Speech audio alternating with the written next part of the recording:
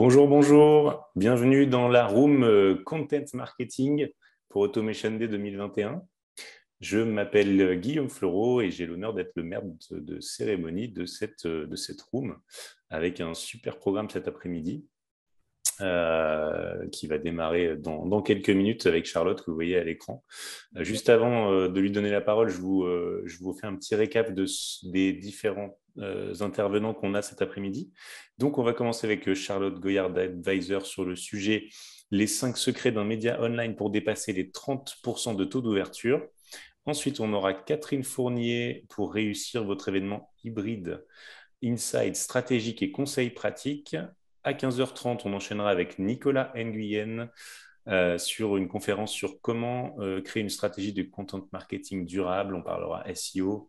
Et puis, pour finir, à 16h15, Ferréol Lespinasse pour augmenter l'efficacité de vos contenus avec la sobriété éditoriale. Donc, un super programme. J'espère qu'on va apprendre plein de choses.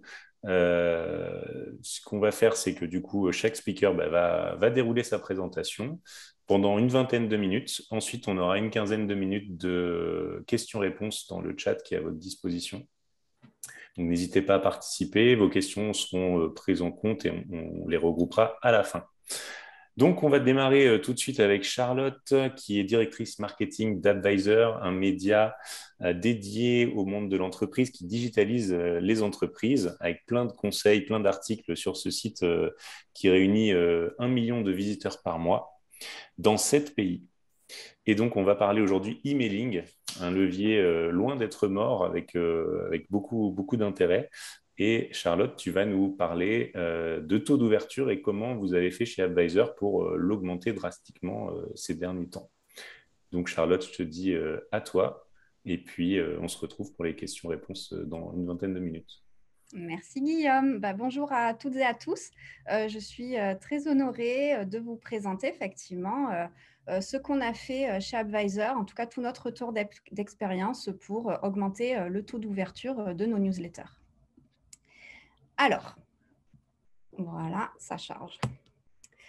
Merci Guillaume du coup de m'avoir présenté. Donc effectivement, je suis Charlotte Goyard, je suis la directrice marketing chez Advisor. Advisor qui est donc un média qui est dédié aux professionnels et dont la volonté est d'accompagner les entreprises vraiment à se digitaliser parce que quand on est équipé du bon logiciel, on travaille mieux, on est plus performant. Donc voilà, donc on est leader en Europe sur le sujet. Et en tant que média, effectivement, la newsletter, c'est un levier qui est important pour nous parce que c'est bien de capter du trafic, mais c'est encore mieux de le fidéliser et de travailler sa rétention. C'est pourquoi je vais vous partager aujourd'hui donc, ce petit retour d'expérience qu'on a vécu sur l'augmentation du taux d'ouverture. Donc, le taux d'ouverture, c'est quoi? Petit rappel basique, vous avez des abonnés, vous allez leur envoyer une newsletter. Certaines vont aboutir, d'autres non.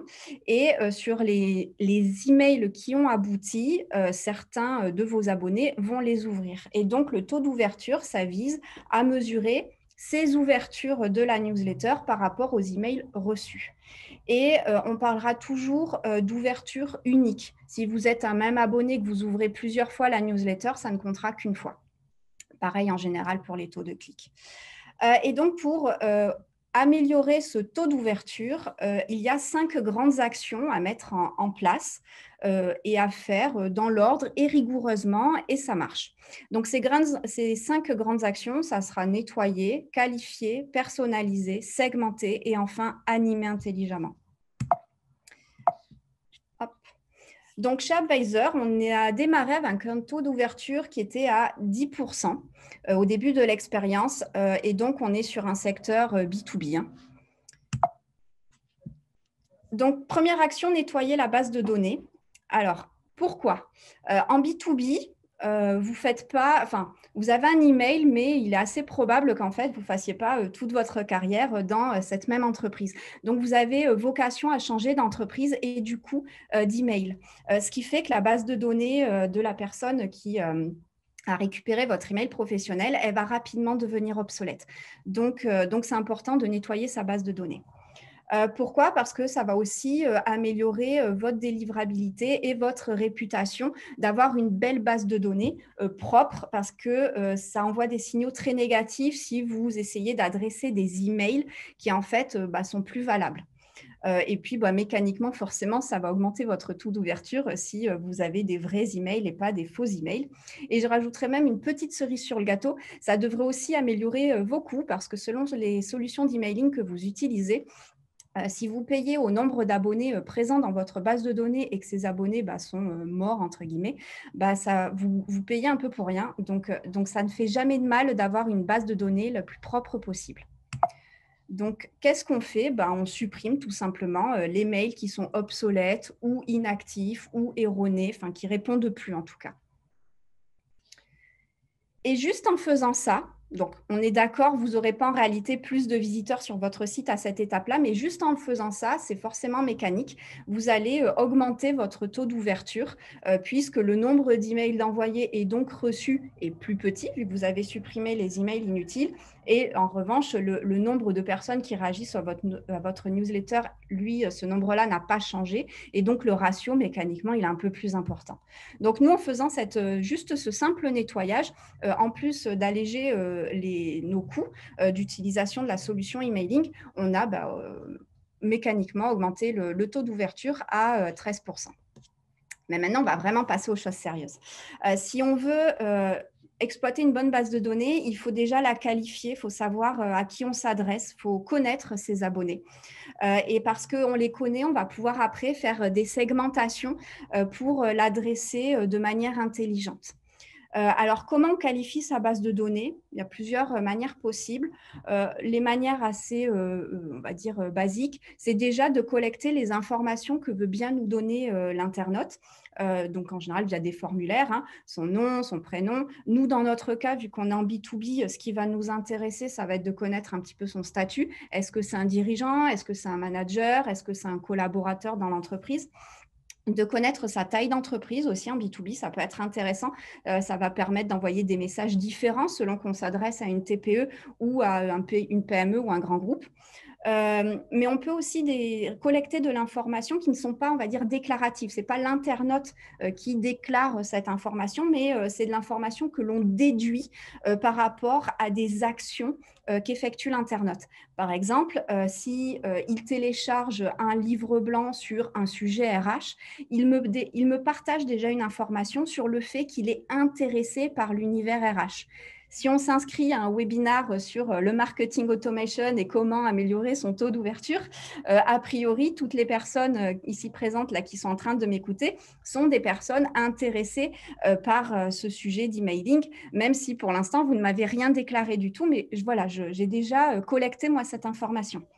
Ça marche aussi si vous participez à un salon et que vous récupérez des participants de salon, etc. Bref, tout est vraiment possible. Il faut vraiment réfléchir à quels seraient les supports et les moyens qui vous permettraient de collecter cette information sans même rien demander à l'utilisateur. Comme ça, vous levez des freins aussi.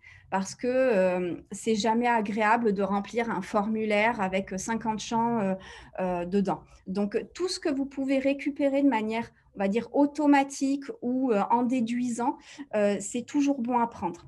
Le but du jeu, ça va presque être de demander le moins d'informations possible à l'internaute, justement pour ne pas le freiner.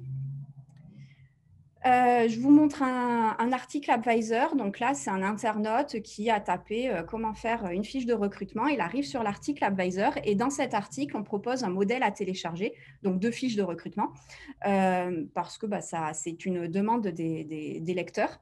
Et en téléchargeant ce modèle, l'internaute va effectivement arriver sur un formulaire où on lui demande quelques informations, mais vraiment le minimum vital pour que nous, on puisse qualifier. Tout le reste, vraiment, on va essayer de le collecter automatiquement. Donc, son email, évidemment, sinon je ne vais pas pouvoir lui envoyer une newsletter. Le prénom, c'est toujours agréable après de pouvoir personnaliser un petit peu les communications. Le nom, parce qu'on est quand même en B2B, tant qu'à faire, autant connaître cette personne avec l'intégralité de son patronyme. Son statut et la taille de l'entreprise, j'en ai déjà parlé tout à l'heure, parce que ce sont des informations importantes pour nous en B2B. Mais on pourrait demander d'autres choses selon les univers dans lesquels on travaille. Eh bien, juste en qualifiant les connaître et du coup à pouvoir améliorer un tout petit peu vos communications vis-à-vis de votre base et donc d'améliorer ce taux d'ouverture. Dans notre cas, on est passé à 15%. Maintenant que j'ai l'information, le but du jeu, ça va vraiment être de m'en servir de manière intelligente en personnalisant les newsletters. J'enfonce, je pense, une porte ouverte, mais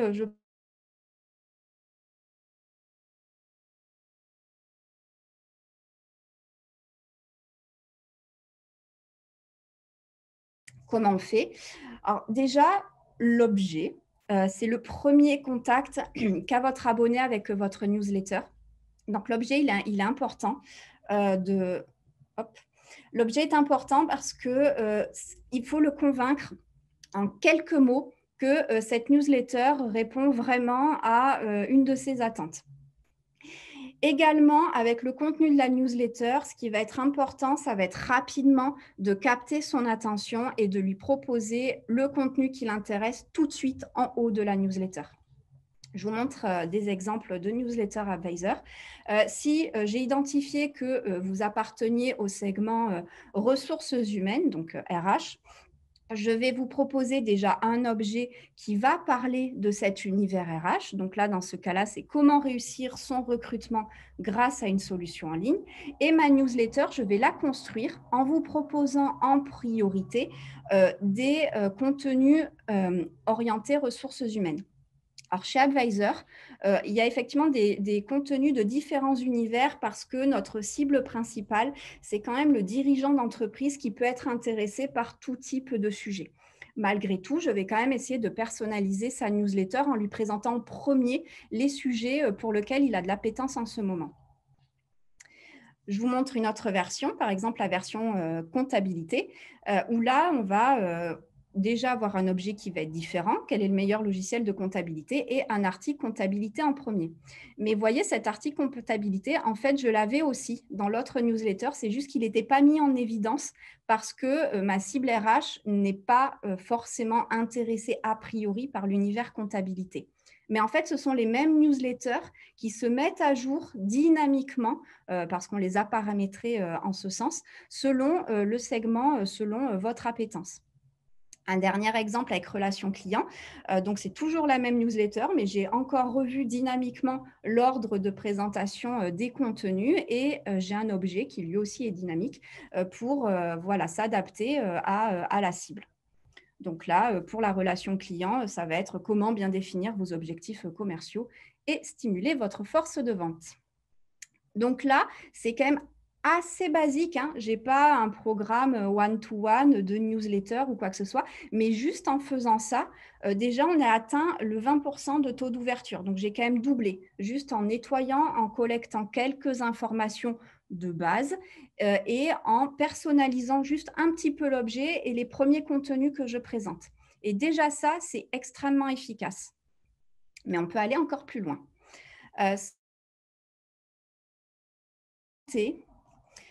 Dynamiquement avec du scoring. Alors ça, bien sûr, ça va un petit peu dépendre des solutions d'emailing que vous utilisez. Mais c'est assez intéressant d'utiliser le levier scoring parce que ça va vous permettre de ne pas rester figé dans le temps, mais vraiment de mettre à jour vos informations sur votre base de données de manière dynamique. Du coup, si votre abonné évolue dans ses centres d'intérêt, et c'est particulièrement vrai, par exemple, pour un dirigeant d'entreprise qui, à un instant T, va peut-être avoir une problématique RH et donc va beaucoup être intéressé par ce sujet, mais peut-être qu'un mois après, il change complètement de problématique parce qu'à ce moment-là, dans l'entreprise, il a besoin, je ne sais pas, travailler sa comptabilité. Donc, c'est important de tenir compte des évolutions des centres d'intérêt afin de toujours proposer justement les bons contenus. Et aussi, la disponibilité des abonnés, elle évolue. On peut partir en congé, on peut avoir une roadmap un peu chargée à un instant T et du coup être moins réceptif à la réception de newsletters. Donc ça, il faut en tenir compte par respect pour l'abonné et pour ne pas le lasser dans sa relation avec nous.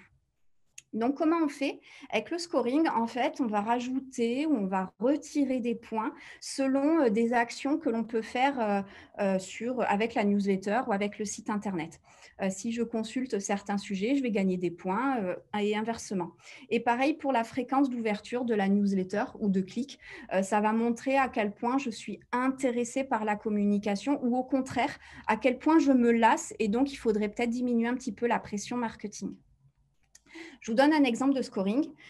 Au premier téléchargement, par exemple, d'un document RH sur Advisor, vous allez gagner 5 points d'office parce qu'on ne vous connaît pas et j'ai besoin rapidement de vous mettre en quelque part dans une boîte pour au moins démarrer la relation avec vous. Et puis, à chaque fois que vous allez cliquer sur un sujet, vous allez gagner un point dans l'univers correspondant. Et à un moment donné, on a on a mis en place un palier qui est à 10 points pour dire si j'arrive à 10 points, c'est vraiment que je suis intéressée par cet univers-là. Ou au contraire, si j'étais dans l'univers par exemple RH, mais je viens de collecter 10 points en comptabilité, ça me permet, pouf, de basculer de segments et de dire non, en fait, c'est la comptabilité qui m'intéresse et merci de me parler de comptabilité. Et après, il peut arriver que des abonnés soient en fait intéressés par beaucoup de sujets. Et dans ce cas, on peut avoir 10 points en compta, 10 points en RH. Et qu'est-ce qu'on fait dans ces cas-là? On alterne tout simplement un petit peu les communications. Une semaine, on va envoyer du RH. La semaine d'après, on enverra de la compta. Et ça permet de couvrir un petit peu tous ces besoins. Et donc, en faisant ça, on est plus précis, on tient vraiment compte de ces évolutions dans le temps. Et donc, c'est pareil, ça permet d'améliorer le taux d'ouverture. Et en faisant ça, chez Advisor, nous, en tout cas, on a atteint le palier de 25% de taux d'ouverture. Et enfin, le plus important, ça va vraiment être de prendre en compte tous ces leviers pour animer intelligemment. Comment? Donc, on va envoyer les newsletters donc avec les bons contenus adaptés, mais surtout avec la bonne fréquence. Nous, on a fait simple. J'en ai 3 à peu près de fréquences en ce moment mises en place. J'ai les engagés. On va dire que c'est à peu près le niveau par défaut où c'est une newsletter hebdomadaire. On la reçoit une fois par semaine. Après, j'ai les très engagés. Ça, c'est vraiment si vous ouvrez toutes les newsletters et vous cliquez surtout dans toutes les newsletters, ça veut dire que vraiment, vous avez beaucoup d'appétence avec le contenu qu'on vous propose, auquel cas, on augmente déjà la pression. On envoie 2 newsletters par semaine, mais même les contenus proposés, on les fait évoluer avec des contenus supplémentaires presque plus... on va dire, de niche ou de découverte, des choses un peu plus audacieuses qu'on aurait pu envoyer, qu'on n'envoie pas du coup dans la newsletter, on va dire par défaut standard, des engagés. Mais inversement, si en fait vous n'ouvrez aucune newsletter pendant 30 jours, dans ce cas, ça veut dire qu'il faut vraiment diminuer la pression. Ça ne sert à rien de vous envoyer des newsletters semaine après semaine. De toute manière, vous ne les ouvrez pas. Donc, dans ces cas-là, on va juste en envoyer une fois tous les 15 jours avec uniquement les meilleurs contenus qui ont pu fonctionner, justement pour vous réengager. Et aussi, comme on vous aura moins harcelé, finalement, quand la newsletter va revenir dans votre boîte mail, vous allez vous dire « Ah tiens, c'est vrai, Advisor, ça fait longtemps, tiens, je vais ouvrir ». Il y a ce petit côté-là aussi qui est agréable. Et alors là, je vais vous montrer justement pour synthétiser finalement et illustrer la totalité de ces actions, vraiment un exemple de plan d'animation avec un persona pour que voilà, vous puissiez voir justement comment on peut mettre en place tout ça. Donc, jour J, on va dire le premier jour, Paul qui arrive sur le site Advisor, donc il a recherché un modèle pour faire des relances factures. Donc, il arrive sur Advisor, on lui présente le modèle qu'il va télécharger. Donc, comme j'ai dit plus tôt, ça va lui permettre de gagner 5 points dans nous, ce qu'on a appelé l'univers comptabilité. C'est pareil, ce n'est pas la peine de faire beaucoup de segments. Il faut vraiment avoir les segments principaux pour déjà commencer à avoir quelque chose d'intéressant pour personnaliser les newsletters et animer votre base de données. Donc, bref, Paul a téléchargé le modèle et ça y est, il vient de rentrer dans la base de données avec 5 points pour la comptabilité. Donc, une semaine après, Je vais lui envoyer justement ma newsletter par défaut dédiée à l'univers de la comptabilité, donc avec un objet orienté comptabilité et des premiers contenus orientés comptabilité. Mais je n'ai pas que ça dans cette newsletter. Je rappelle, j'aime bien proposer d'autres sujets de d'autres univers parce que c'est quand même un peu restrictif de cantonner Paul à la comptabilité. Après tout, c'était juste un besoin à un instant T et en fait, il a peut-être d'autres besoins. Et d'ailleurs, ça tombe bien, Paul, en fait, il reçoit ma newsletter comptabilité, mais finalement, ça va être 2 articles en gestion de projet qui vont l'intéresser et il va cliquer sur ces articles-là, ce qui lui permet d'augmenter son scoring en gestion de projet. De nouveau, une semaine après, il continue à recevoir la newsletter comptabilité parce que pour l'instant, il n'a pas passé mon fameux palier de 10 points. Donc, il reçoit comptabilité, il continue à montrer de l'appétence pour la gestion de projet en cliquant dessus et même il va plus loin sur le site internet Advisor, il va aller consulter un article de gestion de projet. Donc ça, c'est des informations si vous avez bien installé les scripts de tracking sur votre site internet qui vont remonter dans votre outil d'emailing. Et donc, Paul, à ce moment-là, il gagne encore 3 points en gestion de projet. Et il revient tout seul dès le lendemain sur le site Advisor pour télécharger un document en gestion de projet. Là, ça fait un gros coup de boost. Le téléchargement de documents, on trouve que c'est très engageant. Donc, du coup, on attribue plus de points qu'au simple clic. Donc, il va gagner 5 points d'un coup en gestion de projet et ce qui lui permet vraiment de faire la bascule en termes de segments. J'ai 10 points en gestion de projet versus il en avait 5 en comptabilité. Il passe du coup vraiment dans mon segment gestion de projet. Donc, à partir de là, du coup, Paul, il va toujours recevoir la newsletter, puisque pour l'instant, il est engagé. Mais je change complètement maintenant les objets et les contenus proposés en priorité. Donc, désormais, il va recevoir la newsletter gestion de projet. Il ouvre, il clique et là, il reclique sur comptabilité parce qu'il aime bien brouiller les pistes, Paul. Donc, il regagne un point en comptabilité, mais ce n'est pas suffisant pour le refaire basculer sur comptabilité. Semaine d'après, je lui renvoie donc ma newsletter gestion de projet. Il ouvre et cette fois-ci, il clique sur RH. Paul est très certainement un dirigeant d'entreprise pour être intéressé par autant de sujets différents. Et donc là, il gagne un point à RH. Et on arrive au fameux premier mois de notre relation avec Paul. On fait le bilan et on se rend compte que Paul, en fait, il a été très engagé avec nos newsletters. Il a tout ouvert et il a cliqué systématiquement dans les newsletters. Ces signaux-là, c'est important. Ça veut dire que Paul, il est très engagé et que donc désormais, on pourrait peut-être accélérer un petit peu la pression sur Paul. On prend vraiment en compte le critère cliquer, pas juste ouvert. Parce qu'on peut tous ouvrir une newsletter par curiosité. En fait, il n'y a rien qui nous intéresse. C'est vraiment l'action de cliquer qui, pour nous en tout cas, est important pour définir que vous êtes vraiment très engagé à nos communications. Et donc, à ce moment-là, on va arriver aux 2 newsletters par semaine. Donc, on continue. On va lui envoyer une newsletter donc très engagée, toujours sur la gestion de projet, puisqu'il est dans ce segment, et il ne clique plus. Il ne clique plus sur la newsletter, peut-être qu'il est occupé, je ne sais pas. En tout cas, il ne clique plus. Ce n'est pas grave, on lui renvoie la 2e newsletter donc, de la semaine, et il ne clique toujours pas. Là, rapidement, en fait, on va rediminuer la pression. Si on passe en très engagé, mais que vous ne réagissez plus, faut pas insister, sinon vous allez vraiment lasser la base de données. Donc, vite, rapidement, on refait machine arrière et on revient à un rythme d'1 fois par semaine. Et je rappelle que tout ça, en fait, ça passe vraiment par le scoring, donc c'est dynamique. Je ne vais pas regarder les statistiques de Paul pour savoir très exactement dans quel segment je dois le mettre. Ça se fait tout seul automatiquement par rapport aux règles que vous avez programmées.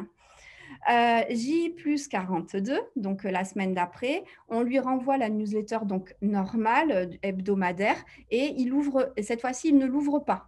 Il l'ouvre même pas du tout. Bon, c'est peut-être un moment de creux pour Paul.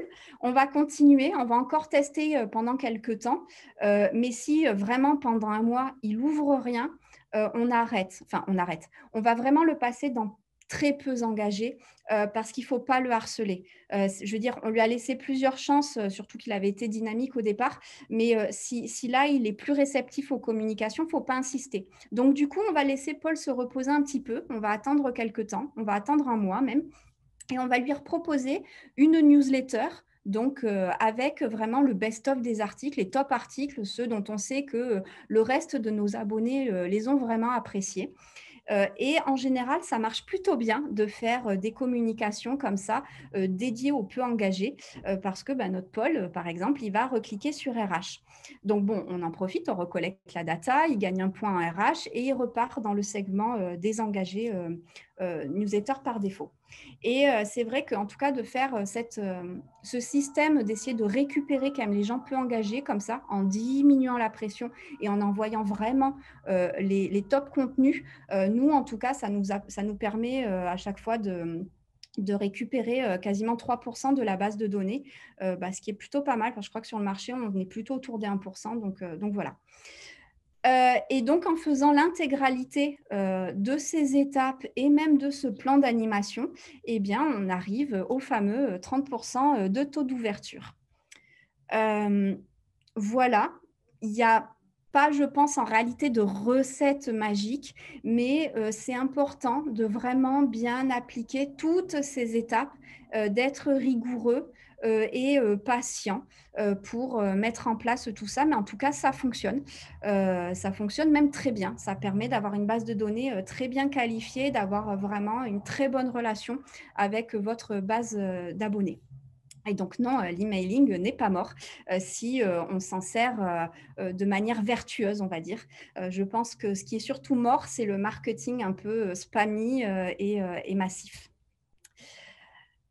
Écoutez, merci. Je vous ai dit vraiment toutes les bonnes pratiques que CapAdvisor avait mis en place. Du coup, je suis à l'écoute de vos questions. Merci Charlotte. C'était très intéressant, très complet, plein d'exemples.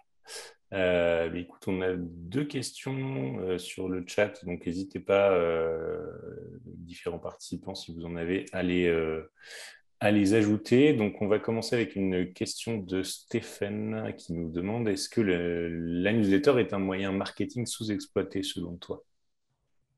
Je pense que ça va dépendre des business models et des secteurs d'activité.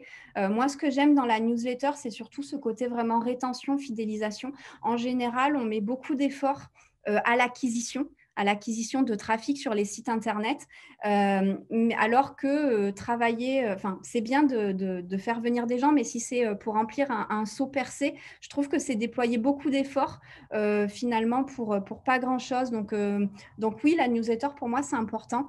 C'est vraiment important de travailler sa rétention. Voilà. Donc non, voilà, la newsletter, c'est un bon levier. Oui, pour vous, finalement, c'est de la fidélisation. Une fois que vous avez utilisé d'autres canaux d'acquisition pour faire venir le visiteur sur le site, donc le SEO, j'imagine. Oui, on utilise pas mal le SEO en termes de levier d'acquisition. Et moi, je trouve en tout cas qu'il y a une vraie synergie entre SEO et emailing, parce qu'en fait, on voit dans les sujets SEO que souvent, d'ailleurs, je l'avais là dans mes exemples, je ne sais plus ce que c'était, fiche de recrutement, par exemple, qu'un internaute qui s'intéresse à la fiche de recrutement, ce qu'il aimerait avoir aussi, c'est un modèle à récupérer. Et donc, en fait, le SEO permet de couvrir vraiment beaucoup de sujets. Et quand on fait du SEO, on a les recherches associées, la longue traîne, qui peuvent totalement donner plein d'indications, plein d'opportunités de documents à mettre en place, justement pour les offrir en téléchargement pour capter de l'email. Et en plus, du coup, de l'email qualifié entre guillemets, en tout cas dont on a une information, puisque dans mon cas de fiche de recrutement, je savais que c'était une information liée à l'univers RH. Contrairement au petit module juste abonnez-vous à la newsletter sur un site internet qui finalement m'apporte assez peu d'informations. Je préfère nettement capter de l'information par des documents à télécharger. C'est d'ailleurs notre levier principal de captation d'email parce que je trouve que c'est c'est gagnant-gagnant. L'internaute, je lui ai quand même fourni un service, je lui ai proposé un livre blanc, un document, peu importe. Mais en tout cas, je lui ai quand même proposé un service. En échange, effectivement, il s'abonne à notre communication en me laissant moi une information pertinente qui après me permet d'entretenir cette relation, mais de manière vertueuse, parce que du coup, je sais ce qu'il aime. Donc voilà. Parfait. Deuxième question de Thomas. Ce que vous faites permet-il également d'améliorer la délivrabilité et d'être bien vu chez les FAI? En gros, avoir un bon taux d'ouverture aide-t-il la délivrabilité qui est le nerf de la guerre actuellement? Donc, en gros, question sur la délivrabilité qu'on n'a pas trop évoquée pendant cette présentation. Est-ce que tu peux nous en dire deux mots? Oui, bah, c'est vrai que c'est un cercle vertueux en fait, hein. Si vous avez les outils d'emailing, bon, alors en général, on passe par les outils d'emailing et c'est eux déjà qui ont une certaine relation avec les FAI, etc. et qui peuvent influencer la délivrabilité. Mais c'est vrai que d'avoir des bons metrics, euh, ça va envoyer des bons signaux à l'outil et ça va petit à petit augmenter votre délivrabilité. À l'inverse, si vous vous amusez à faire du cold mailing avec cet outil, vous allez avoir un taux d'ouverture qui va être dramatique. Vous risquez d'avoir également beaucoup de rejets de vos emails, puisqu'en général, l'acquisition de ce type d'email, c'est pas fait de manière très, très vertueuse. Et déjà, non seulement la solution que vous utilisez risque de pas trop apprécier et voire même vous bannir, en fait, parce que justement, ça met en péril leur propre délivrabilité avec les FAI. Mais du coup, ça va aussi nuire, vous, à la réputation de votre marque et diminuer votre délivrabilité. Donc, oui, oui, hein, le taux d'ouverture a un vrai impact sur la délivrabilité et c'est important de bien la travailler. C'est important d'être assez propre, en fait, hein, globalement sur toute la chaîne, hein. Mmh. Être propre à la fois dans la captation de l'email, voilà, et ouais, d'être vertueux. Vraiment, je Mmh. pense que le côté un peu spammy, marketing de masse, un peu agressif, c'est quand même, c'est vraiment passé, hein. Mmh. Les gens sont quand même plus très réceptifs à ce genre de pratique. C'est difficile effectivement aujourd'hui de faire de la pure prospection en emailing, mais dès lors que les gens nous connaissent déjà, c'est beaucoup plus facile. Et puis, si je peux rajouter un petit complément, c'est qu'aujourd'hui, effectivement, les boîtes mail sont de plus en plus intelligentes. Et plus en fait les personnes vont ouvrir un mail et cliquer dedans, plus la probabilité que ces mails arrivent ensuite en boîte de réception est grande. Donc effectivement, les annonceurs, les entreprises qui exploitent l'emailing ont intérêt à créer du contenu intéressant qui est engageant, comme tu l'as dit, qui va du coup, a priori, pas poser de problème à la délivrabilité, même si bien sûr, tous les emails ne peuvent pas toujours arriver, tellement il y a des boîtes mail différentes et il y a des filtrages qui sont complexes, donc c'est toujours difficile de garantir, et on l'accepte en emailing, que certains emails n'arriveront pas. Voilà. Mais le taux d'ouverture est un excellent moyen de voir si a priori on a déjà une bonne délivrabilité, parce que quand vous avez bien bossé vos emails, mais que vous avez des très mauvais taux d'ouverture, c'est peut-être un indice pour un problème de délivrabilité. Une autre question d'Eric, on parle de taux d'ouverture, quid du taux de clic? Bon, c'est vrai que tu ne nous en as pas trop parlé, est-ce que tu as des astuces là-dessus?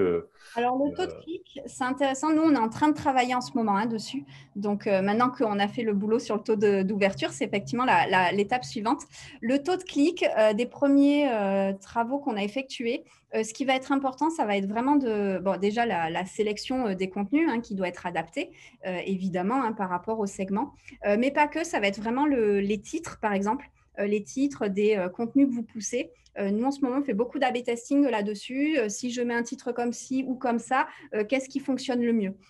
Et ça permet aussi pas mal je crois que là, dernièrement, on a gagné 3 points en taux de clic juste en revoyant les titres des contenus.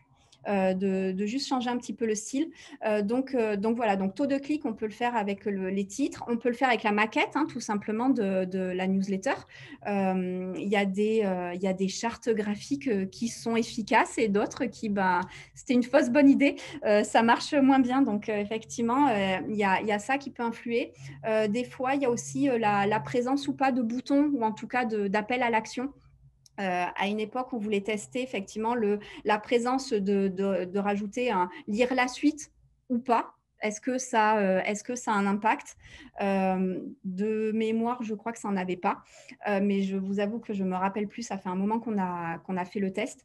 On peut voilà, faire plein de tests comme ça, effectivement, sur le taux de clic. Les titres, je dirais, les éléments graphiques, donc boutons, pas boutons. Des fois, les tags. À une époque, on se demandait aussi, puisqu'on parle, nous en tout cas, nos contenus, comme ils couvrent différentes thématiques, RH, comptabilité, gestion de projet, tout ça dans la même newsletter, est-ce que ça aura un impact de rajouter un tout petit tag, juste gestion de projet, RH, compta, en plus de l'article, du titre, avec le descriptif, éventuellement le en savoir plus? Est-ce que ça change le taux de clic ou pas? Voilà, c'est plein de tests possibles qu'on peut mettre en place pour voir, pour améliorer le taux de clic. L'image, taille de l'image, petite, grande, est-ce que ça a un impact pour intéresser l'internaute à découvrir ce contenu? Très bien. Eh Et ben, écoute, on ferait un webinaire quand on aura fini les tests. oui, voilà, on se donne rendez-vous Voilà, l'année prochaine, pourquoi pas. c'est ça. Avec plaisir. Bon, bah, écoute, on a une toute dernière question qui vient de tomber. Afin d'envoyer vos mailings, vous passez par quel logiciel de marketing automation? Euh, En tout cas, est-ce que déjà vous passez par un logiciel de marketing automation? Et autre question, envoyez-vous de nombreuses newsletters par mois, en combien généralement? Voilà, ce sera la dernière question étant donné le temps, puisqu'ensuite on a une deuxième conférence qui démarre dans 10 minutes. Ok. Alors, oui, on utilise tout à fait un logiciel marketing automation. Nous, on utilise HubSpot. HubSpot, effectivement, ça permet de faire plein de choses un peu intelligentes comme le scoring, comme la newsletter dynamique, c'est important. Ça permet de faire de l'A/B testing, etc. Et après, pour la quantité d'emails qu'on envoie, c'est à minima, c'est ce que je vous ai montré, hein, c'est à minima une par semaine à toute la base, à la base des engagés classiques, on va dire, mais ça peut augmenter avec les très engagés à 2 fois par semaine. Donc, c'est toutes ces newsletters qui vivent en parallèle. Et après, j'ai aussi des plans d'animation dédiés à des cibles en particulier, avec des newsletters juste mensuels, voilà, ce genre de choses. Mais je dirais qu'on est à peu près sur un rythme, vraiment sur la grande majorité de la base, je dirais qu'on est plutôt sur un rythme d'une fois par semaine. D'accord. Eh bien, écoute, merci beaucoup Charlotte. On va pas pouvoir continuer avec les questions. En tout cas, comment on peut te suivre, voilà, où est-ce qu'on peut... Ouais, sur LinkedIn, vous pouvez me Ouais, contacter sur LinkedIn, Charlotte Goyard, voilà. Je ça n'ai marche. normalement pas d'homonyme, donc vous devriez me retrouver avec la marque Advisor également sur LinkedIn et demandez-moi en contact, envoyez-moi un petit message et je répondrai à vos questions. Ça marche. Et puis, bah, du coup, on ira faire un tour évidemment sur advisor.fr pour avoir plein d'infos, parce qu'il y a énormément d'articles intéressants. Donc, Là. j'invite tout le monde à aller découvrir.